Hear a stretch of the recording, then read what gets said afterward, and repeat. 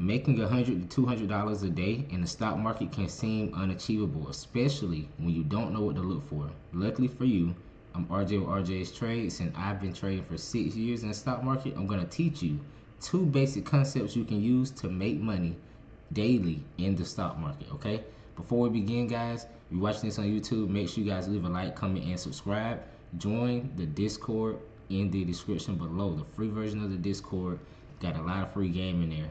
Also, make sure you guys tap into the Instagram where I have over 700 free educational posts, okay?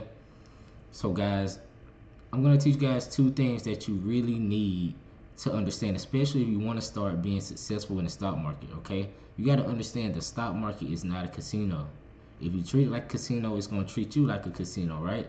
So you're going to be hitting and missing. But there are certain ways that these charts form and the way these candles form that tell you what is more likely to happen. The stock market is a game of probability, okay? I'm going to say that again. The stock market is a game of probability. How do you put the probability in your favor? You do that by using the basic principles. I promise you guys, this is the part that kills people the most in trading is they don't know the basics. I trade using the very basic principles such as levels, chart patterns, trend lines, things of that nature. And I'm telling you guys, if you can understand this, I'm going to teach you guys two of the basic concepts that you can use to make money in the stock market. Okay? If you don't believe me, I just made over $300 on the day for NVIDIA using just these two simple concepts, okay? So guys, please pay attention. Let's go ahead and get started. So the first thing that you guys want to understand when you're looking at charts is support and resistance, okay? So support and resistance is important because it can tell you where the floor and the ceiling is for a stock, okay? Now, when you have a floor and a ceiling or a support and resistance for a stock, what you have to understand is when that floor or that ceiling gets broken, the stock is going to make a nice move, okay? Especially when you do this and you find this on a larger time frame, such as the daily chart or the 4-hour chart, all right?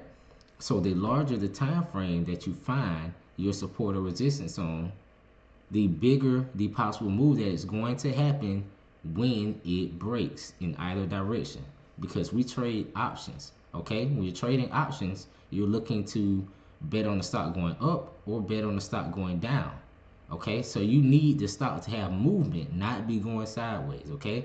But your job as a trader is you have to know when a stock is about to make that good move to the upside or downside. And how do you do that? You have to use the basic principles, okay? So number one concept to understand is support and resistance, all right? If we take a look at SPY right here, take a look at SPY. I'm going to show you guys here. Notice my line right here at 520.3, all right? And support and resistance isn't always going to be on the money perfect, but you need to be around the area, okay? Notice that this 520.3 area have 1 touch, 2 touch, and very close to 3 touches right here on the daily chart, okay? Larger the time frame, the larger the possible move, all right? So since it has been holding this 520, I know if it gets under 520, it can fall because it's been holding up on the larger time frame, okay? That's important because what you have to understand is when you're taking a look at SPY, which is the S&P 500, if the S&P 500 is going to fall, that means that stocks inside of it have the chance to fall, okay? Remember, guys, we are thinking in terms of probability, okay? Always understand what the S&P 500 or the SPY is doing, because from that you can understand what stocks you want to trade given the setup, okay? So think about this. We know if SPY gets under 520, it has a chance to fall because it's breaking a key support, okay? Keep that in mind, support and resistance, all right? Number two, the second basic concept that you guys have to understand is chart patterns, okay? I absolutely love to trade using chart patterns because they increase that P word. I'm gonna keep saying it. Probability. Probability is everything. Okay. Drop the word probability in the comments, guys, because I'm telling you guys, understand probability. You're gonna hear me say this every single video. All right.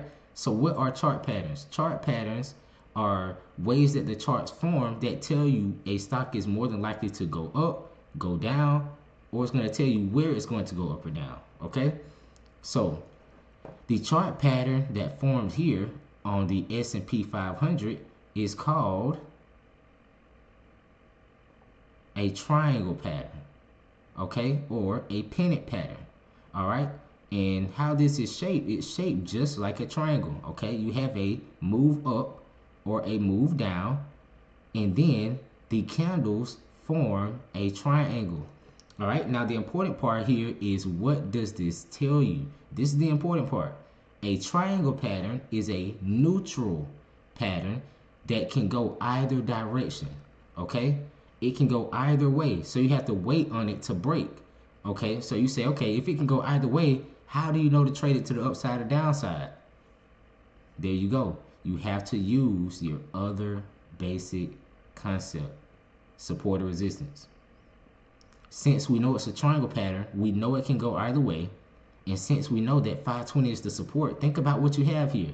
If I know that I have a floor and I know that I have a chart pattern that tells me that a nice move can go up or down, if we break the floor and the chart pattern, it's more than likely to fall than to rise. I'm going to say that again. We understand that this can be a good move because it's breaking the chart pattern and it's also breaking down from the support. Okay, we're just using the basics and putting them together, guys. That's all that I do. I'm using the basics and I'm putting it together to make a educated guess on what's going to happen in the stock market next. All right, so you look at SPY, you see here what happened today. I'll pull it up here, actually on the 5 minutes. So from the daily, you can see right here that we opened up around 520 and we came all the way down to 509. Okay, so that is a $11 move. All right, so people made tons of money on that. I didn't even have to trade SPY there because I made the money that I want to make on the NVIDIA, which I'm going to show you guys here as well. Okay, so if you guys want to see what SPY looked like intraday, because you may say, okay, well, that doesn't look like a big move. But you have to understand right here, SPY right here at this 520, what did we say? If it falls through the floor, it's going to come down. And this thing just always just pretty much just free fell almost all day long. Okay? So guys, understand the basic concepts, all right? Now, this is where this is going to get interesting. We say, RJ, you talked about NVIDIA earlier. You ain't said nothing about NVIDIA yet. I'm getting to it now. What does this have to do with NVIDIA? Think about this in terms of probability, like I was telling you earlier. That P word, drop probability in the comments, all right? Probability. If we know that SPY has a chance to fall under 520, then that means that these stocks that are heavily weighted in SPY can also have a chance to fall. So what we want to do, we want to find those stocks that are also close to breaking down from a support. Okay, so when you do your research on your stocks, because you got to put your time in. When you do your research on your stocks here, you could have seen that NVIDIA right here on Friday was at a support at 100, right?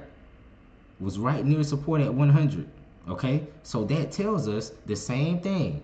If NVIDIA was to get below 100, it can possibly start coming down to the next levels. All right, and I already had the levels plotted here. Okay, so 100 was the level, then you had 97.69 right here, and then you had 94.5, which we almost ended up getting to. Okay, almost ended up getting there. All right, so you have to understand that when SPY moves a certain way, the stocks inside of SPY are going to move a certain way as well. It's your job as a trader to do your research when you find out the direction from the overall market to find the stocks that also correspond with that direction. Okay, so the basis of this whole play was to just basically be, okay, well, if SPY is going to come down below 520, what plays are already near support? Okay, we want to Play the stocks that's already beaten up. Okay, we don't want to fight the trend at all. Stay with the trend. That's another basic concept that we're not going to get into today. Stay with the trend. All right, we use chart patterns and levels to find this play. All right, and this was an amazing play. It'll make it over $300 on the day on Nvidia just from using two basic chart principles. All right, so if you guys want to learn more about these basic charting principles that I love to use, make sure you guys check out my YouTube channel. The videos called RJ's Pillars of Options Trading. I have 4 videos of real live class sessions that I teach the very basics. Okay, these were live sessions that I uploaded on YouTube, so you guys make sure you check that out. I hope this was helpful, man. I'll see you guys in the next video. Leave a like and a comment if you guys enjoyed this, and I'll see you guys in the free Discord. See y'all later.